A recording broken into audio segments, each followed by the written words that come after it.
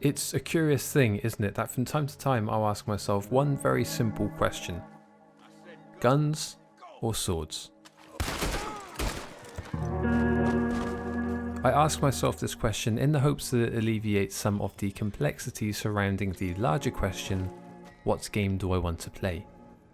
You see, in reality, what game do I want to play encompasses a multitude of sub-questions.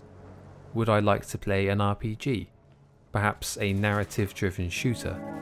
City builder? Or maybe survival? Actually, open world or linear? Maybe stealth? Maybe martial arts? How about dystopian or sci-fi? Walking simulator? Okay, how about those last three combined into one? Sports, horror, crafting, military sim, puzzle, point and click, arcade, VR. What appears to be a straightforward question doesn't actually elicit a straightforward response. Over the years I've built what I consider to be an extensive collection of games, and if you're anything like me, you may have found that a byproduct of a collection like this is having greater difficulty in deciding what to play. I don't expect violins to play for my woes, and ultimately that won't help me reach a decision. So instead, I repeat, guns or swords? Well, that's hard, partner. I suppose that I believe narrowing down the choice to just two distinctive categories will lend a hand in determining what game I want to play. Even if I just mentally compartmentalise games I own, one focusing on shoot this, the other stab that, perhaps option A or option B will ignite some enthusiasm for a specific title.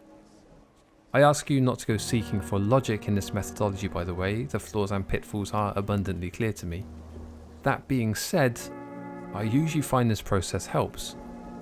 A number of years ago, I interpreted shooting games to be little more than a repeat process of lining up targets with the centre of your screen and pressing a button. I appreciate that this description somewhat trivialises the technical intricacies that go into crafting games, but in my defence there is usually a dot forcibly placed in the centre of the screen that reinforces this perception. Either way, my wandering mind stumbled upon this notion, and I found myself blurring the line that separates either a character moving around a world, or a world moving around a character. I'm conscious that from a programming perspective, it could actually be either technique that's being applied.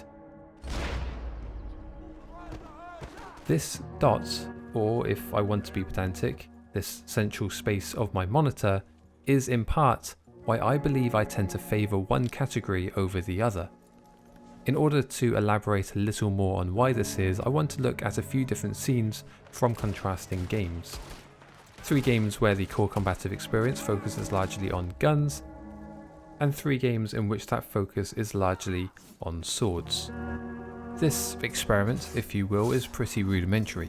I'll play a short action sequence from each respective game and provide an overlay highlighting areas of the screen in which the playable character's attacks are being displayed. I will keep this section fairly brief, but if you have no interest in watching this gameplay and just interested in my findings, feel free to skip to this part of the video.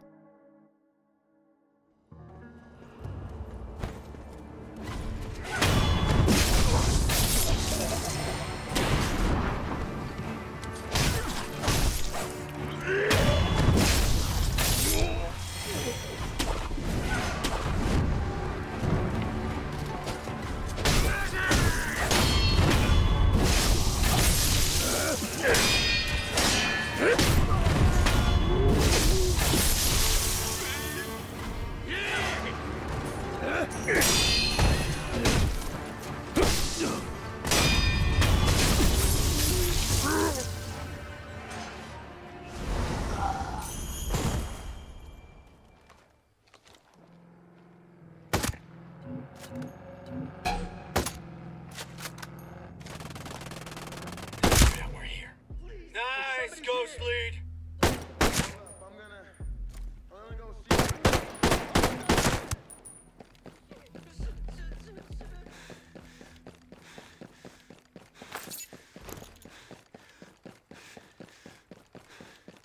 Heads up, boys. There might be hostiles in the area. Roger, got hostiles.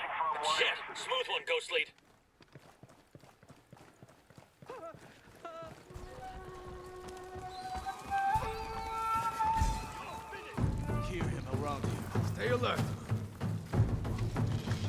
Now!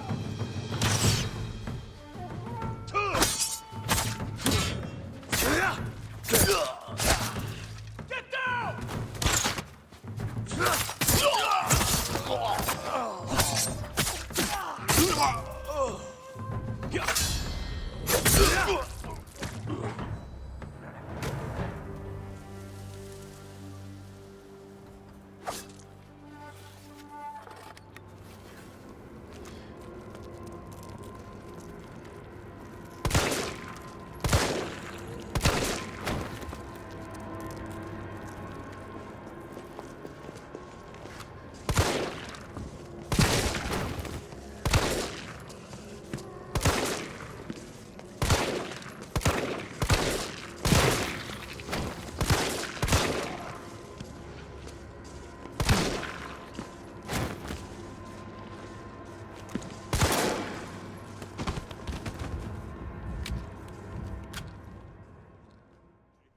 I'll give him something to complain about. What was that? Hit him from the side!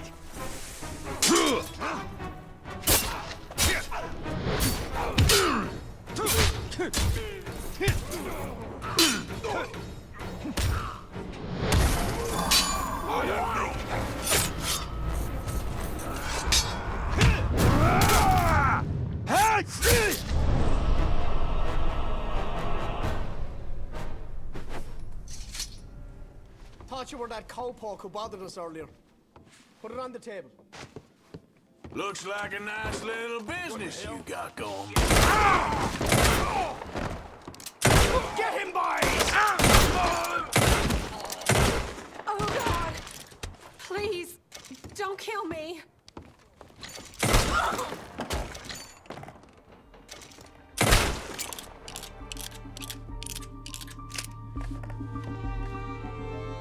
Those of you most astute would have noticed a trend. The overlay was very limited in movement during any of the gun-based games. Obviously, this has nothing to do with my marksmanship abilities. I could have missed each and every single one of the targets in each and every single one of the action sequences, but the overlay would have remained fixed in that position throughout. Now, if we turn our attention to the sword-based games, we get a very different set of results. The overlay is spread out broadly across the scenes. We can see large sweeps taking up far more screen real estate. My chosen inputs and level of accuracy is reflected in where the attacks are positioned on the screen, as opposed to being locked into one central location. They say a picture paints 1,000 words, but just to be safe, there is clearly a greater breadth of visual stimulus in favour of swords when these genres are depicted at such fundamental levels. So what? Games with guns have crosshairs. Those crosshairs are, by and large, centred on our screens. It doesn't mean that they are any less enjoyable, right? Of course not. Enjoyment is subjective. Far be it from me to tell you what to enjoy or how to enjoy it. Besides, it's fair to say that the complexities of games see that our eyes are constantly darting left, right, up and down to gauge where the next threat is coming from, or where we can next inflict the greatest amount of damage. But ultimately, while armed with a gun in a game, we will address that threat and inflict that damage with this dot at the centre of our screen. Even if I remove the dot, it's still there. And honestly, I find it equal parts fascinating and disappointing that with all the incredible games we have at our disposal in this day and age, we will still spend so much of our time simply fixated on this dot. So back to my original question, guns or swords?